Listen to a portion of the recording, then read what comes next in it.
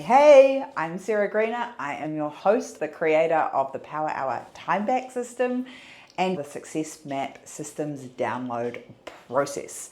I hope you are having an epic day. I'm coming off the back of an amazing workshop this morning, chatting with clients about what are all the roles in their business and how do they need to be hiring. It was fun. I really enjoyed it. And we had some pretty cool conversations about everything from who you should hire, where the problem is, people that were being the bottleneck that didn't even know they were being the bottleneck. I think the biggest thing that shows up for me time and time again is where the problem actually sits. And more business owners than I would like to admit, including myself, think that the team, the employees, the contractor, the other people are the problem and not themselves. Definitely, in 20 years of business, I have learned that if I am not holding my team accountable, then they're not the problem, I am. And we avoid that for so many reasons, and I am very apt to talk about that with you in this podcast. I have glasses now. Turns out you were really blurry. Turns out my eyes were clearly compensating a lot because I said to Johnny, no, it's not that blurry. It's not that bad. It was that bad. I must have had my Kindle and my iPhone fonts turned up really big because my eyesight is significantly worse than I thought it was. Welcome to the new world. Sarah now wears glasses.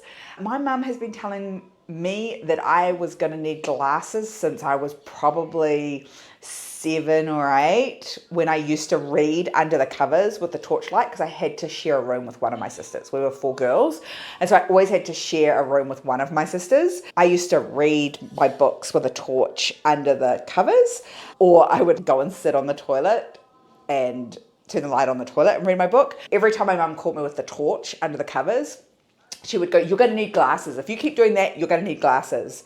I am the last of the 4 sisters to need glasses. I am very pleased that I'm the last of the 4 sisters to need glasses. I can see that glasses can be a bit of an accessory, like dangly earrings. You can have them in all the different colors and shapes and sizes, and you can never be too small or too big for glasses. Bit the same as dangly earrings. Watch the space. I suspect I will end up with more than 1 pair. One of the big things I notice for me, I don't know if it's the same for you, I lose my words. And for someone who does a lot of talking in her job, that's a problem. I lose my words a lot, and I lose names a lot. I was so good with names. On the boat, we would have up to 40 people on a cruise, and I would know all of their names and where they would come from and who they were traveling with by dinner within a couple of hours. I would retain that information. Now, I had a client give me their team member's name, who I know. This person's been a client for a long time. I know what their team members' names are, and she had to give me this key team member's name twice in the space of 4 minutes. It went in one ear and out the other. And I was like, I am so sorry. I am so sorry. My perimenopausal brain, names and words are such a problem for me. And she laughed and she said, "It's all right." She said, "I was talking with my husband and my words just went and I burst into tears." And he was like, "What's wrong? What's wrong?" And she's like, "Oh, you don't understand the words." If you are a perimenopausal woman right now and words are a problem, I feel you. It is really hard. Someone came in and scooped out and stole my words. Turns out, and this was a horrifying number that I found out the last week or so, turns out this might last for a decade.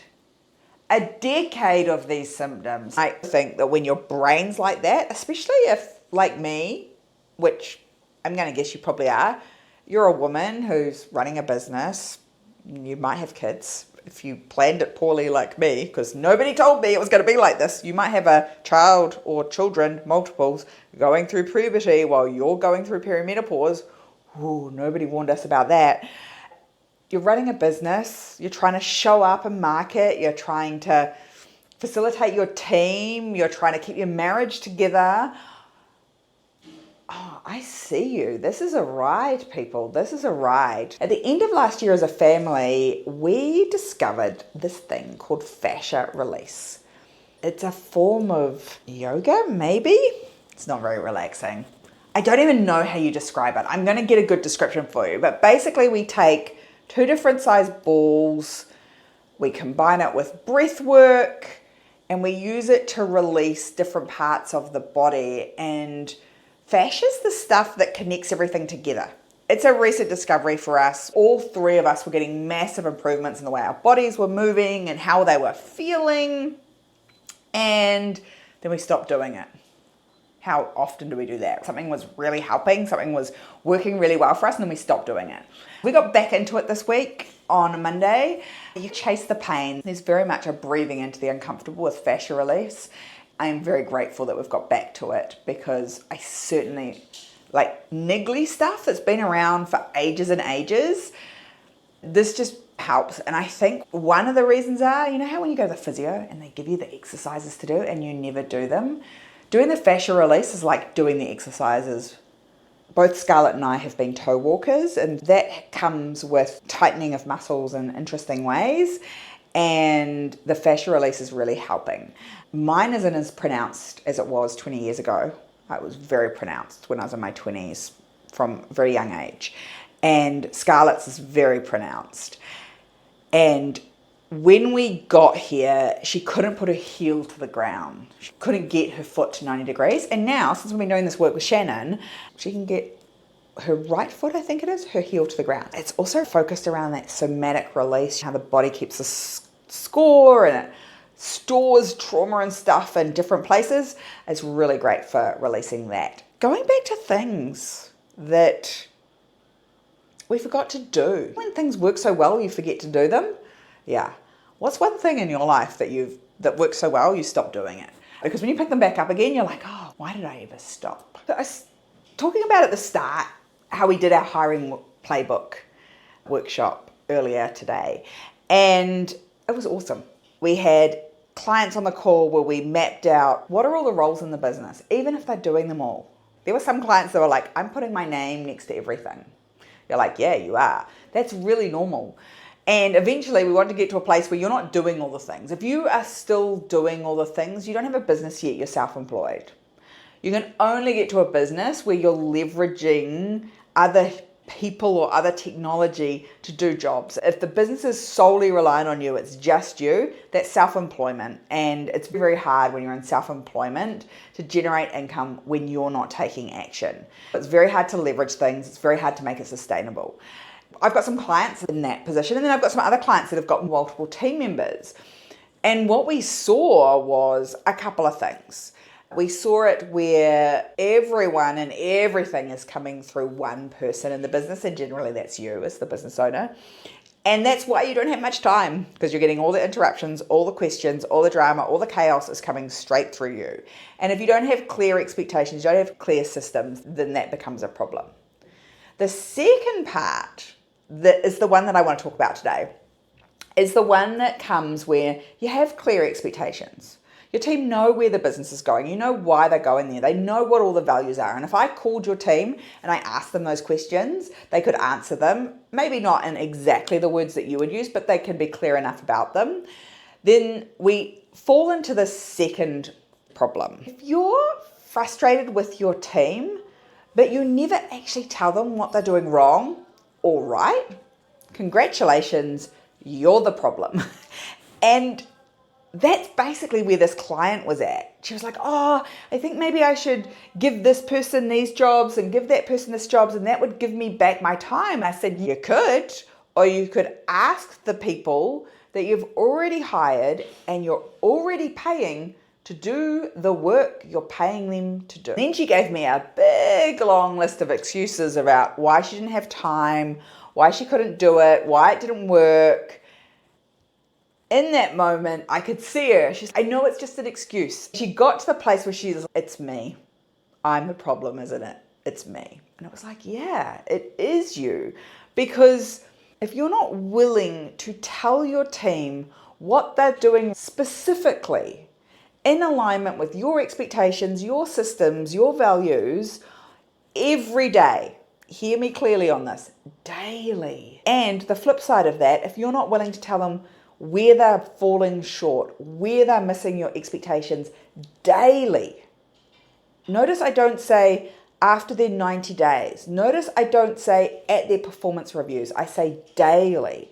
If you are not having conversations with your team about what's great and what's not on a daily basis, then maybe you shouldn't employ people. Maybe going back to being self-employed or being employed by someone else is a better fit. Now, we all have days where we think, oh, it'd be so much easier to work for someone else. Trust me, I've been doing this for 20 years and I still have those moments. Pretty sure I'm unemployable.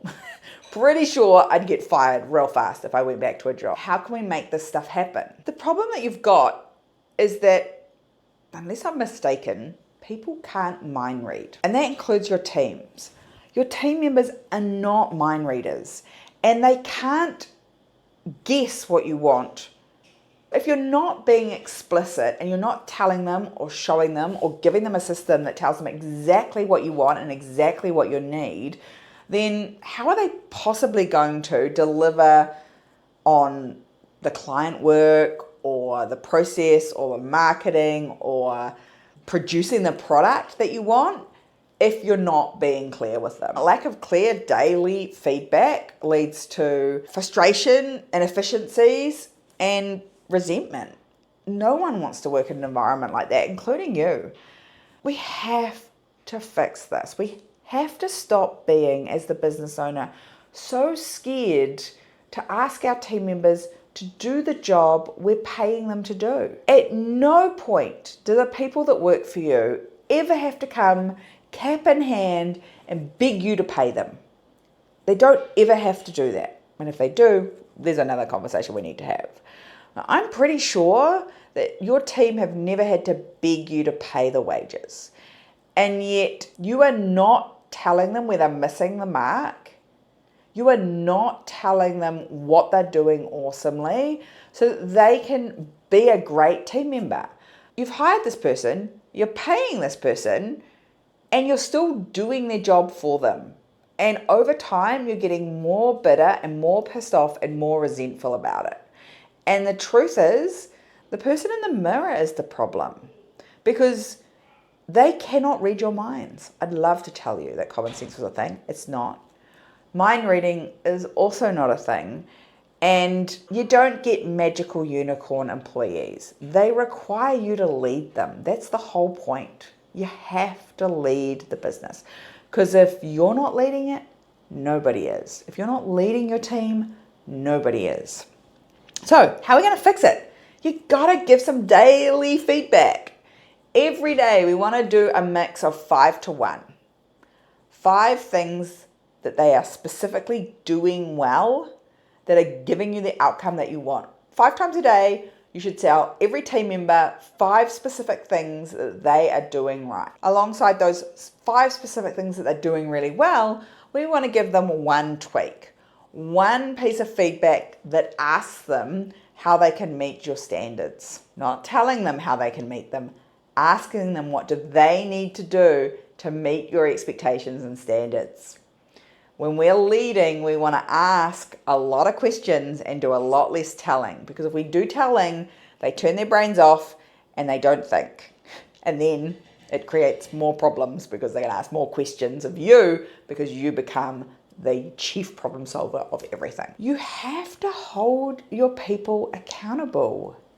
Accountability is where it's at. You cannot keep people in your business that are not delivering, that are not doing your job. If you do that, the great team members will leave and you'll get sick of it. If someone isn't doing the job, we want to express to them where they're missing the mark, give them the opportunity to get better, or if they consistently do that, we want to help them move on with love and grace.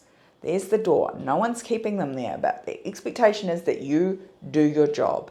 As the leader in this business, stop tolerating mediocrity. You're upsetting your customers and your clients, and worse, you're keeping yourself busy. You're paying other people to do a job that you're then having to redo, refix, put out the fires. That sucks as a business owner.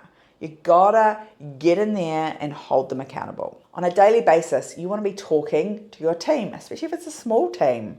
Hey, when you did this, it was really helpful because we got this outcome. Thanks so much. I really appreciate that. 5 of those every day. What did they do? What was the outcome that it got? Why is it good? It could be in alignment with the values of the business, or it could be in alignment with the systems for the business. I don't mind either of those things. One's behavioral, one's operational, but give them 5 pieces of praise, appreciation, and gratitude every day and watch how things shift. And give them 1 fix every day. Focus on one thing at a time. The first fix is the thing that's taking up the most brain space, taking up the most of your time, or costing you the most money. Pick on that first and start there and get it fixed. You'll have a lot of these conversations in the first 30 days and they'll get less over time.